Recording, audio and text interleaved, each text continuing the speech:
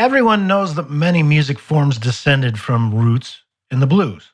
Rock and roll, country, and jazz all got their start in the blues. There are lots of defining features that make a blues song a blues song. And when you examine each one, it's easy to see how those features went on to create new music styles. In fact, it's such a fundamental language that it's worth every musician spending at least a little time getting to know and considering how to use those techniques in their own music. This week, we're going to get the blues and then put it to work in your music. Are you ready? Let's get nerdy!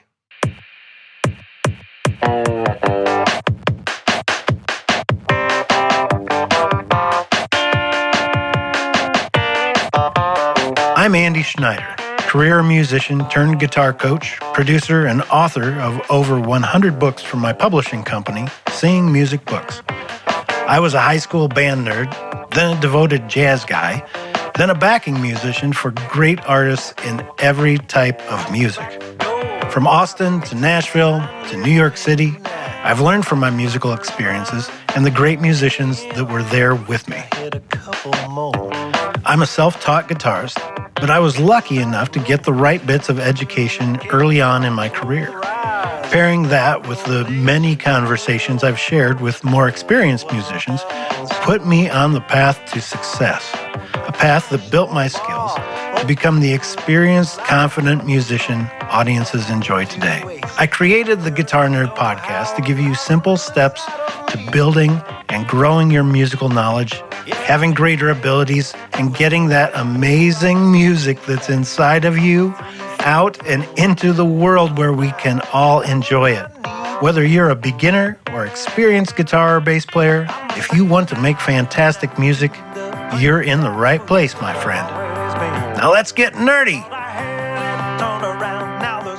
Welcome everybody to Guitar Nerd. Welcome back for another week. My name is Andy Schneider. So great to have you with me. Love hearing from you guys and gals. Thank you very much. This is the place where we talk about all things nerdy, about guitars and bass guitars, getting down and dirty about the little nooks and crannies, the little quanta, the bricks and the bolts of what make guitar playing good guitar playing. And whether you're new to playing or have some experience, I hope you're going to find something here this week to energize your music. Music and magic are kind of alike. And in fact, you could make a case that music is magic. I mean, put yourself in the place of an audience. How do those musicians on stage do that? How did they come up with that? How did they get their fingers to go so fast? I've tried things like that. It's kind of like a magic trick. But then just like a magic trick, when you pull back the curtain and see how it's done. How did that guy pull a rabbit out of the hat? You go, oh, that's not so hard. Here, I thought it was an impossible feat. It's pretty doable. In fact, I could do that. That's what I want this show to be. I want to be the one to pull back the curtain so that you can see how easy music is to make and how great guitar and bass playing can be just one little block of information at a time, one little added nugget of technique knowledge or theory knowledge or gear knowledge. And you're off and running. You're going in a better direction, heading straight for that music that's inside of you. And that's the whole point, is expressing who we are, because people need our music. Well, last week's episode was all about bending strings. Yeah. And it's a good thing that we talked about bending strings too, because that is a fundamental technique in the blues, this week's episode. It's not the only thing that makes the blues the blues. In fact, there's a lot of things that make the blues the blues. Let's take a look at them. The blues is a cornerstone of modern music. It's known for expressive melodies and emotional depth. But what exactly makes the blues the blues? It's a song structure, right? It's often a 12-bar repeating song structure. It's chords and a sequence of chords. It's also a harmonic identity, right? It's not overly ornate in the way that maybe classical music would be. It's a harmonic identity. Tends to be kind of a flavor of sounds, of chords, of soloing. It's a rhythmic feel, isn't it? Very strong beat-oriented music, very strongly aimed towards the downbeat. And then we've also got the swing or the shuffle. That is one way of playing a blues song, is with a shuffle feel. So it's rhythmic identity. It often uses melodic restatement, something that like a little piece of a melody that comes back time and time and time again. And then there are familiar techniques. All these things are common to so many blues songs. There's familiar techniques like string bending, okay? And that sure didn't happen in classical guitar playing, right? We're talking about the foundation of modern music here. String bending, sure, got to have it in today's music. There's also a highly improvisational element. That's where soloing sort of came from. There are also some signature harmonic features, right? Like the turnaround. And if you don't know what a turnaround is, hang on, I'm going to explain it. But you probably do know exactly what it's about. When a song starts or ends, there's kind of like a familiar or identifiable little bit of melody that goes on to kind of let you know that we're turning around the 12 bars and we're going to do it again. Well, not every blues song will have all of these elements. That was a lot. I just listed like 5, 6 different things that make a blues song a blues song. A song can still be considered the blues with only a few of these key elements. And it's one of the great things that players and artists over the years have modified and rearranged and recombined all of these things to make the blues such a diverse ecosystem of a music genre, right? It kind of is. It's generally agreed that a few of those elements I listed earlier are what are necessary to really call it a blues. So let's dig into each of those for just a minute, because the blues is worth knowing, because it's such a part of every listener's experience. They know what it sounds like. They know when they're hearing it. They know what you're doing when you allude to it. So even if you're not a blues musician, being aware of these items and maybe bringing in an element or two into your music is going to resonate strongly with your audience, right? I mean, the blues got to be so popular because these techniques work. They pull right at your heartstrings, and they're just smart. They're just smart ways to build a song. So let's take a look at all the elements that make the blues the blues. There's a 12-bar form, usually. That's kind of the most standard. There's also some others, 8-bar, you'll find 16-bar, and you'll find every other kind of combination. But the classic is a 12-bar blues.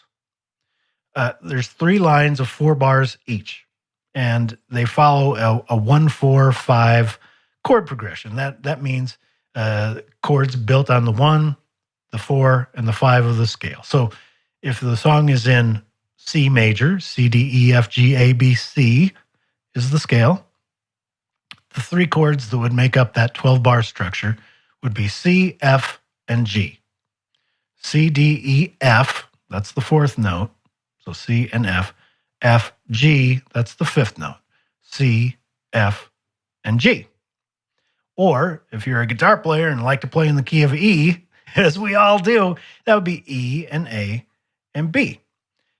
This structure provides sort of a flexible framework, which is great for improvisation and songwriting, and it becomes part of a universal language among musicians. It's worth knowing a 12-bar blues because chances are any other musician you play with also is familiar with playing a 12-bar blues, so it gives you something to collaborate with. It gives you something to jam to. The blues is also known for its improvisational aspects, soloing. Soloing is a big part of the blues. And when it comes to improvising, the minor pentatonic scale is your best friend.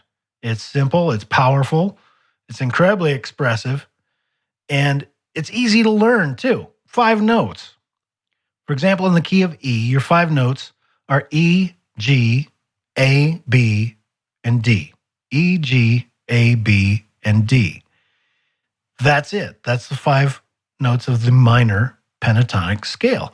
And it's easy to remember. It's a shape that you'll recognize quickly on your fretboard, and it's easy to put into work creating melodies. If you haven't done it before, try just playing those 5 notes in a sequence as though you're singing. Make up a da da da da da da, and then try playing it, limiting yourself to just those 5 notes.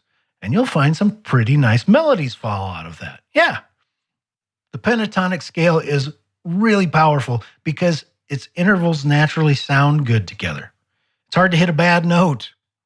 It's hard to hit a bad note if you limit yourself to those 5 notes, which makes it perfect for learning to improvise. It's really easy to put together a line and have it sound really smart and well thought out. So give that a try. There's a rhythmic element to the blues. It could be said that almost any blues is strongly identified with a beat, with aiming towards the heavier beats, towards 1 and 3, and rhythmic solidity is absolutely essential to good blues playing. A lot of great guitarists or bassists never really play anything harmonically adventurous, and they may not even play anything that's harmonically busy. They may be very, very simple 2 and 3 note solos, but it's the rhythm that sells the listener on the solo. So keeping something very simple with a bam, bam, bam, bam, bam, bam is a great way to sort of reach into that person's chest and grab their heart, and they are going to follow you, even if your note choice isn't super exciting. Doesn't need to be. It's that rhythm that's keeping your listener occupied, keeping your listener interested. And that should be the point for every musician. So the thing that I just did there, ba ba ba, do do do do do ba ba ba, might be called something like a shout chorus. A shout chorus comes from blues heritage, and it kind of really came from the whole band shouting back, maybe at the singer. You can imagine that it did. Let's just check this out. I'm going to make up a song right here in front of you. Let's try. Hey Joe, do do do do. Hey Joe, do do do do. Hey Joe. See what I'm doing? You can imagine like a call and response type of thing. Well, there's another feature that you'll sometimes find in the blues, a call and response, but that's generally called a shout chorus, where it feels like the soloist or the singer is kind of shouting something, a statement, a restatement, or another restatement. And that also brings it home. Those sorts of elements of aiming towards solid rhythm, of restatement, those are just heart melters. That's what people come for and resonate with. It's somehow in our DNA. Whoever wrote the blues really knew what they were doing and really understood people.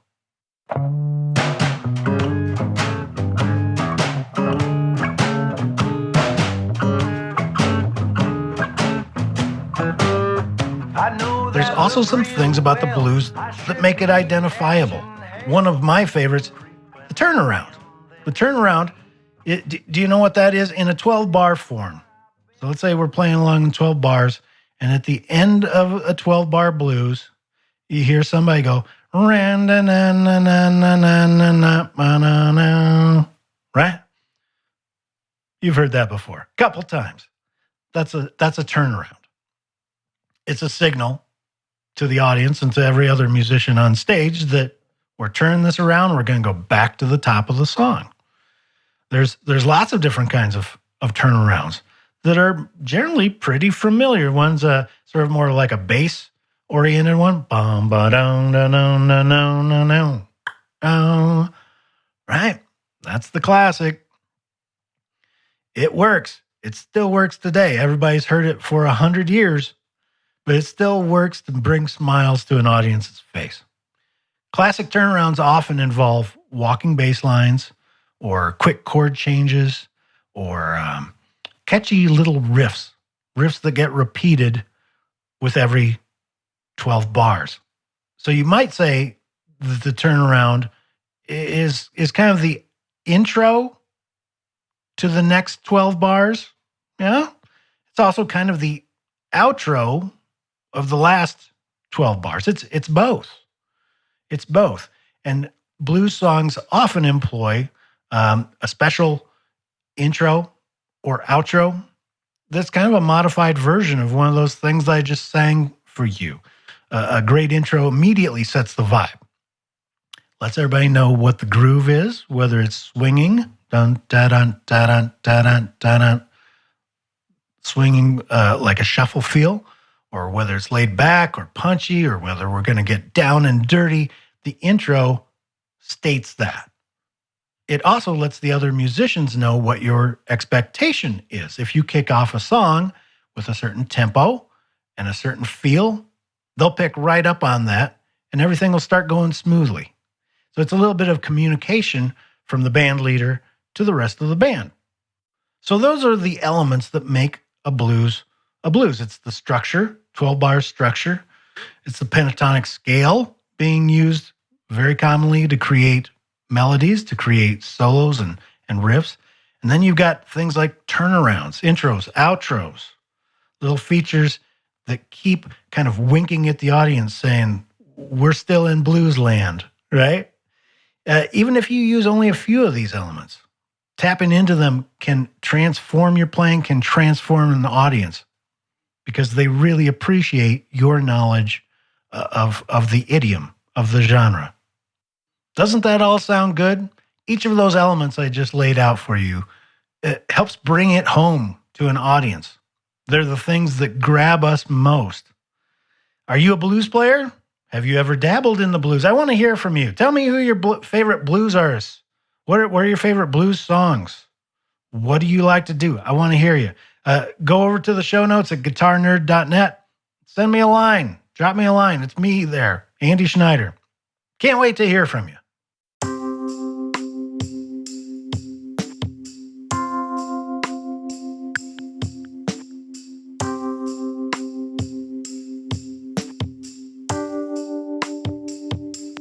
Well, if all this blues talk has sparked your interest, I've got something even better for you. I've just come out with a couple of new books in a new series, a new weekend series. These are short and easy books, easy to digest, something that over the course of a weekend will take your playing to a new level, get you a whole lot of skills in a short amount of time.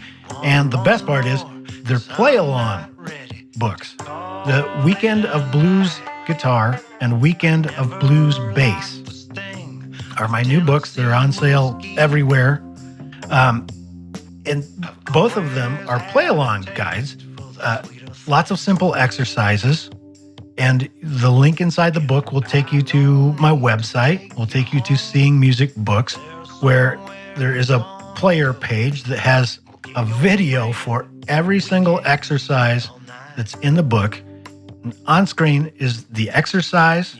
You get to hear it while following along and jamming along with the track. It's a really fun way to spend the weekend just upping your game, getting a whole lot of skills, put them in your bag. And they're pretty inexpensive. These are easy and fun guides to starting your blues journey.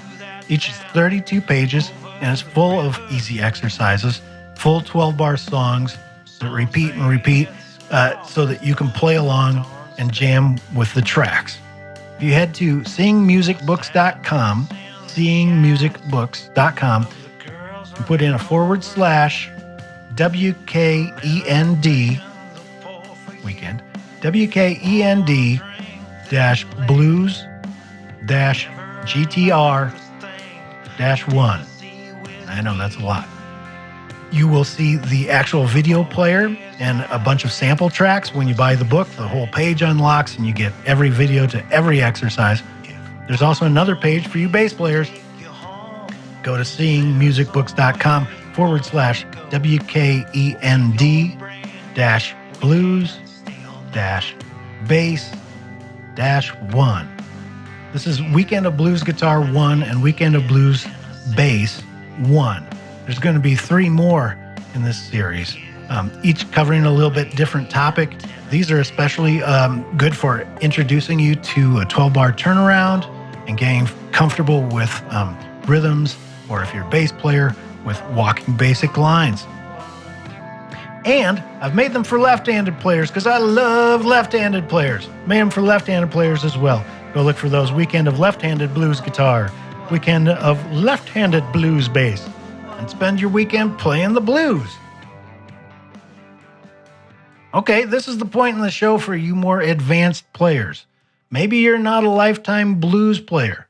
Maybe you're not even a blues aficionado or a real fan, but don't you think there's a few of these techniques I've mentioned, or the components of the blues, that are pretty powerful, right? You can't disagree with some of these, no matter what your type of music. So not that you need to become an advanced blues hound, but I'd like you to experiment with bringing in just 1 or 2 of those. What one of those features of the blues kind of grabbed you, made you go, "Oh yeah, that is powerful"? Is it bending? Is it the pentatonic scale? Is it just having a repetitive structure that reinforces itself? Or is it turnarounds? Oh, and don't forget one of my favorites, the shout chorus. Statement and restatement, driving it home into a person's heart. Find 1 or 2 of those concepts and employ it in your music. Ask yourself, if I, maybe with restatement, with the shout chorus, how could I take this favorite little piece of my melody that I'm playing and recycle it? Where else could I put it? Do I need to transpose it? How can I take this piece of rhythm and reuse it? Then there's the concept of rhythmic solidity, of bringing in something that's so strongly felt, and all music today is highly, highly rhythmic. Bringing in something so strongly felt and well played and timed that it also grabs listeners' ears. Bow, bow, bow, bow, bow, bow. Something like that. Just being aware of these concepts and bringing in a few of them subtly, that can improve your music and your overall music outlook very quickly, and you can credit it all to the blues.